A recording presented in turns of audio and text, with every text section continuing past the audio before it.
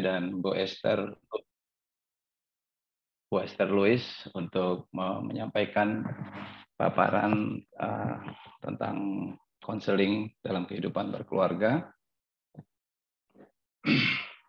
Kita tahu bahwa banyak sekali faktor-faktor yang menyebabkan krisis. Antara lain adalah pertama, sikap egosentris, masalah ekonomi, kesibukan, pendidikan, perselingkuhan, dan jauh dari agama. Bapak Ibu sekalian, jika berbicara mengenai keluarga, kita semua pasti memahami bahwa keluarga adalah suatu persekutuan dua orang atau lebih yang memiliki ikatan cinta kasih dalam perkawinan dan yang disahkan secara hukum seperti dongeng. Saya rasa semua orang mendambakan pernikahan yang sempurna. Bertemu orang yang kita cintai, menikah, hidup berbahagia bersama hingga tua. Sampai maut yang akan memisahkan seperti makna cincin pernikahan dan juga janji nikah di gereja. Namun realitanya berbicara lain. Kehidupan keluarga tidak selalu berjalan semulus seperti yang kita inginkan. Bapak Ibu sekalian, saya yakin kita semua sadar akan sebuah fakta yang tidak terbantahkan, yaitu keluarga dalam menjalani kehidupan tidak lepas dari persoalan-persoalan. Biasanya persoalan timbul karena keluarga memiliki masalah dalam hubungan antara anggota keluarganya, timbal balik yang tidak terjalin dengan baik, hubungan suami istri, orang tua dengan anak, bahkan antara saudara, dan perilaku anggota keluarga yang menyimpang dari nilai hidup yang terbangun dalam keluarga. Juga faktor orang tua yang tidak dapat mengelola rumah tangga dengan baik, sikap masa bodoh, tidak peduli, dan pembiaran masalah-masalah yang muncul. Sikap anak yang tidak patuh dan hidup tidak teratur juga menjadi salah satu faktor. Nah, jika konflik atau masalah dalam keluarga ini dibiarkan, tanpa disadari membuat keluarga dalam masa krisis yang dapat berujung pada perceraian. Jika perceraian terjadi, sebenarnya yang paling banyak menerima dampaknya adalah anak-anak. Hubungan dalam keluarga merupakan hubungan yang bersifat kekal. Maka seandainya hubungan dalam keluarga seandainya konflik dihentikan dengan mengakhiri hubungan, misalnya perceraian atau minggat dari rumah, sisa-sisa dampak psikologis dari konflik tetap akan membekas. Maaf, saya kembali ke slide ini. Tadi bisa saya jelaskan seperti ini. Faktor-faktor yang menyebabkan krisis, pertama adalah sikap egosentris. Nah, egosentris adalah sifat yang menjadikannya pusat perhatian yang diusahakan oleh seseorang dengan segala cara. Hal ini sering terjadi pada pasangan suami istri. Misalnya ayah bertengkar dengan ibu karena tidak mau mengurus anak. Ayah lebih sering bersenang-senang sendiri tanpa memperhatikan keadaan rumah tangga. Akhirnya terjadi konflik antara ayah dan ibu di depan anak-anaknya yang menyebabkan sikap bandel dan nakal dalam diri anak-anak. Sikap bandel ini merupakan dampak dari kekesalan anak terhadap orang tuanya yang bersifat egosentris. Nah, idealnya pasangan suami istri dalam menjalani hidup bersama harus sepakat dan secara terus-menerus saling membantu, mendukung, dan bekerja sama dalam mencapai tujuan. Kesepakatan tersebut dibangun berdasarkan saling menerima kekurangan dan kelebihan masing-masing, saling pengertian dan saling mempercayai satu dengan yang lain, sehingga relasi akan tetap terjaga dengan baik, bahkan semakin dekat, erat, dan intim. Nah, ayat Alkitab yang sering digunakan dalam pernikahan, yaitu ketika seorang laki-laki meninggalkan ayah dan ibunya dan bersatu dengan istrinya, sehingga keduanya menjadi satu daging. Alkitab mengajarkan bahwa suami istri sejatinya adalah satu.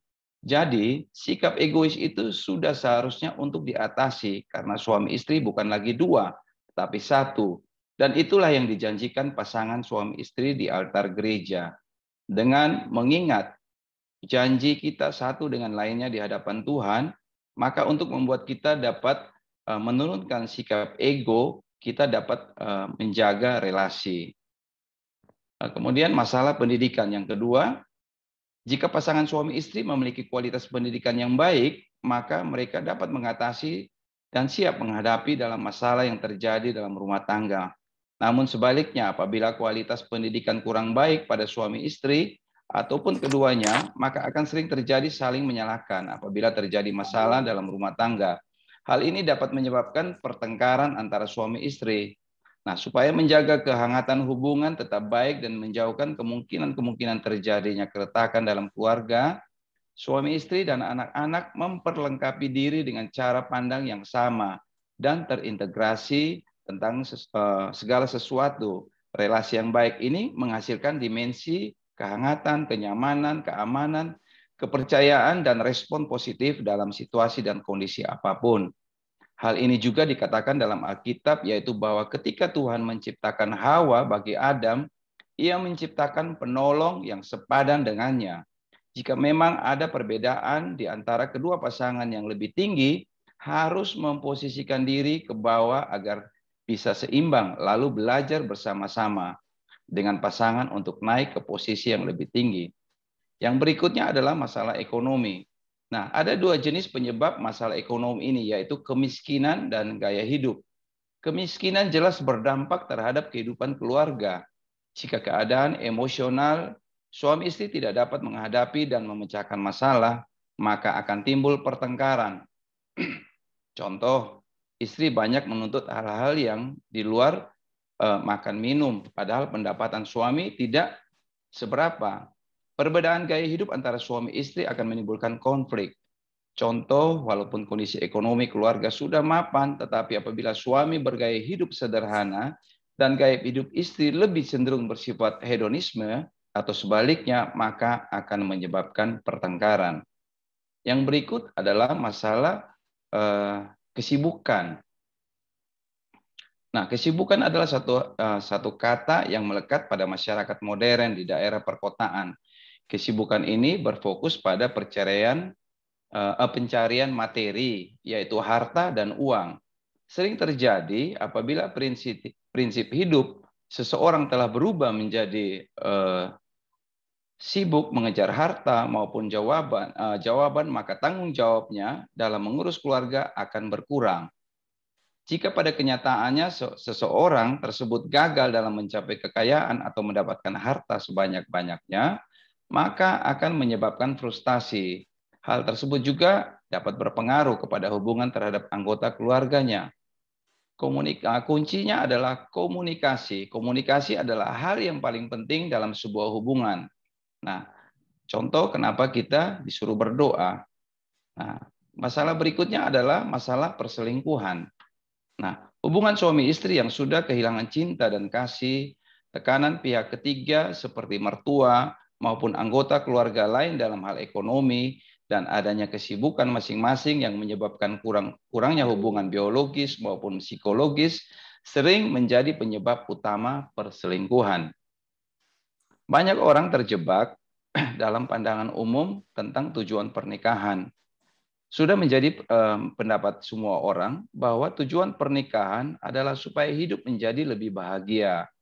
Sehingga tidak jarang banyak orang yang akhirnya kecewa dengan pernikahannya. Karena ternyata dia tidak bahagia. Dan terjadinya banyak perceraian, alasan utamanya adalah karena sudah tidak mendapat kebahagiaan lagi. Maka dari itu, diawali dari sini bahwa tujuan pernikahan bukanlah untuk mendapatkan kebahagiaan, tetapi kebahagiaan merupakan akibat dari pernikahan yang mengalami pertumbuhan. Jika masing-masing pasangan bertumbuh, maka implikasinya adalah mereka akan mendapat kebahagiaan. Maka tujuan pernikahan bukan kebahagiaan, tetapi pertumbuhan. Yang berikutnya adalah jauh dari agama. Segala sesuatu keburukan perilaku manusia itu disebabkan karena dirinya jauh dari nilai dan ajaran agama. Semua agama selalu mengajarkan agamanya untuk berbuat baik dan mencegah dari perbuatan nahi dan mungkar. Keluarga yang menganut dan mengamalkan nilai dan ajaran agama lebih jarang mendapatkan masalah dibandingkan dengan keluarga yang jauh dari agama. Keluarga yang jauh dari agama lebih sering melakukan perbuatan tidak baik atau menyimpang dari nilai-nilai masyarakat. Hal tersebut dapat menyebabkan kerontokan hubungan keluarga dan kenakalan pada anak-anaknya. Faktor-faktor yang dapat membawa pada beberapa konflik dalam keluarga antara lain adalah yang terjadi dalam KDRT. Faktor sikap yang egois, masalah ekonomi, dan jauh dari agama dapat membuat seseorang melakukan kekerasan dalam rumah tangga. Jika berbicara mengenai KDRT, hal yang terlintas dalam benak kita hanyalah dipukuli atau dihajar. Nah, ini berkaitan dengan fisik. Namun ternyata bukan hanya itu saja, saudara. Ada beberapa bentuk-bentuk kekerasan dalam rumah tangga menurut Undang-Undang Nomor 23 Tahun 2004. Tindak kekerasan terhadap istri dalam rumah tangga dibedakan dalam 4 macam, yaitu kekerasan fisik, kekerasan psikologis atau emosi, kekerasan seksual, dan kekerasan ekonomi. Nah, bisa saya jelaskan satu persatu tentang kekerasan fisik. Kekerasan fisik adalah perbuatan yang mengakibatkan rasa sakit, jatuh sakit, atau luka berat. Perilaku kekerasan yang termasuk dalam golongan ini antara lain adalah menampar, memukul, meludahi, menarik rambut, menendang, dan lain sebagainya. Nah, kekerasan psikologis atau emosional adalah perbuatan yang mengakibatkan ketakutan, hilangnya rasa percaya diri, hilangnya kemampuan untuk bertindak, rasa tidak berdaya, atau penderitaan psikis berat pada seseorang. Kekerasan seksual jenis ini meliputi pengisolasian atau menjauhkan istri dari kebutuhan batinnya, memaksa melakukan hubungan seksual, memaksa selera seksual sendiri, tidak memperhatikan kepuasan pihak istri atau sebaliknya. Nah, kekerasan ekonomi, setiap orang dilarang menelantarkan orang dalam lingkup rumah tangganya. Padahal menurut hukum yang berlaku baginya, atau karena persetujuan atau perjanjian, ia wajib memberikan kehidupan, perawatan, atau pemeliharaan kepada orang tersebut. Contoh dari kekerasan jenis ini adalah tidak memberi nafkah istri, bahkan menghabiskan uang istri. Kemudian tentang perceraian, sebagian budaya dalam sejarah menghargai pentingnya perkawinan dan kelanggengan lebih dari budaya-budaya lain. Sebagian seperti dunia barat pada abad ke-21 bahwa memandang rendah, menyepelekan, dan tidak menghargai perkawinan. Di negara Indonesia kita ini sudah banyak sering terjadi kasus kawin cerai. Perceraian seperti sudah menjadi hal yang biasa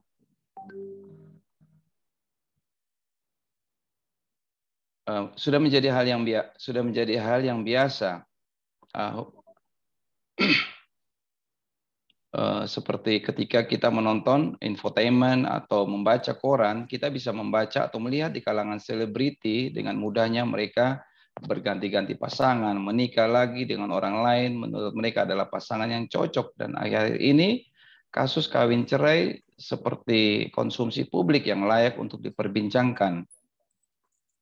Yang ketiga adalah hubungan antara orang tua dan anak menjadi rusak. Nah, relasi antara orang tua dan anak dapat terbangun dengan baik biasanya disebabkan oleh keberhasilan relasi yang dimiliki oleh pasangan suami istri yang baik. Sebab jika tidak demikian akan merambat pada relasi yang buruk terhadap anak-anak. Masalah ekonomi dan kesibukan merupakan salah satu pemicu konflik ini. Tekanan hidup membuat banyak orang tua menghabiskan lebih banyak waktu di luar rumah demi mempertahankan hidup. Kondisi orang tua yang penuh dengan tekanan tanpa sadar dibawa ke rumah dan menjadi kondisi yang menekan anak.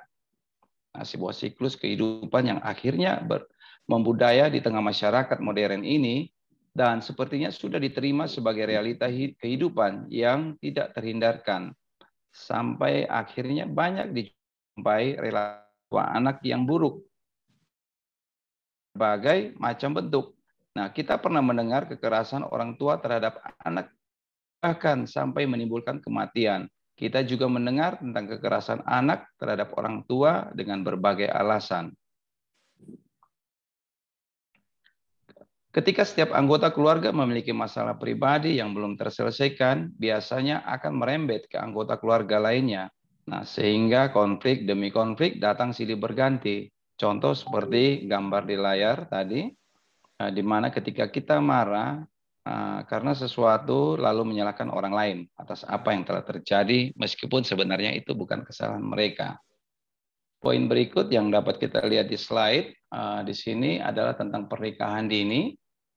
Dalam satu media cetak, Shindo News, dikatakan di sini bahwa perkawinan anak yang meningkat tajam selama pandemi COVID-19. Menteri Koordinator Bidang Pembangunan Manusia dan Kebudayaan Muhadjir Effendi mengungkapkan angkanya naik hingga 300%. Nah, kita semua sangat prihatin dengan kondisi seperti ini, di mana masa pandemi ini perkawinan anak mengalami kenaikan yang sangat tajam. Nah, Muhadjir juga menegaskan bahwa kondisi ini sangat mengkhawatirkan sebab ada dampak yang buruk yang ditimbulkan oleh perkawinan dari anak, antara lain stunting, kekerasan dalam rumah tangga, perceraian, dan keluarga miskin baru.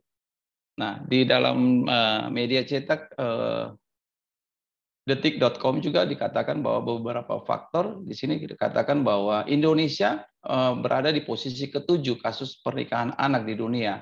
Apakah pendidikan ini masih berpengaruh? Beberapa faktor menyebabkan tingginya pernikahan anak, diantaranya tingkat pendidikan yang rendah, status sosial ekonomi yang rendah, dan kurangnya informasi terkait dengan risiko pernikahan anak. Nah, ini menambahkan bahwa media sosial juga menjadi faktor pemicu. Selain faktor budaya yang mempersepsikan bahwa menikah sedini mungkin dapat meringankan beban orang tua dan menjadi kebanggaan keluarga, dan seterusnya. Nah, dampak dari pernikahan dini adalah dampak biologis, dampak psikologis, dan dampak sosial. Dari berita yang kita baca tadi di atas, ternyata tidak sedikit pernikahan dini terjadi di Indonesia sesuai dengan undang-undang, di mana perkawinan hanya diizinkan jika pihak pria sudah mencapai umur 19 tahun dan pihak wanita sudah mencapai umur 16 tahun. Dan hal ini juga terkait dengan kurangnya pengertian mengenai arti pernikahan itu sendiri. Hal ini juga dapat membuat angka perceraian semakin tinggi. Nah, fenomena pernikahan di usia anak-anak menjadi kultur masyarakat Indonesia yang masih memposisikan anak perempuan sebagai warga kelas 2. Nah, pada para orang tua ingin mempercepat perkawinan dengan berbagai alasan ekonomi, sosial, anggapan tidak penting. Ekonomi sosial, anggapan tidak penting pendidikan bagi anak perempuan, dan stigma negatif terhadap status perawan tua. Di antara itu juga ada alasan lainnya seperti hamil di luar nikah. Pernikahan dini bukan saja berdampak pada sisi biologis, tetapi juga terhadap psikologis dan sosial. Nah, barangkali slide berikutnya bisa di-share oleh Bu Gembala, Bu Esther, kalau sudah masuk. Dampak biologis dari pernikahan dini. Koden, boleh lanjut aja Koden, yang masih lemas. Oh ya, siap. Kalau gitu mohon izin.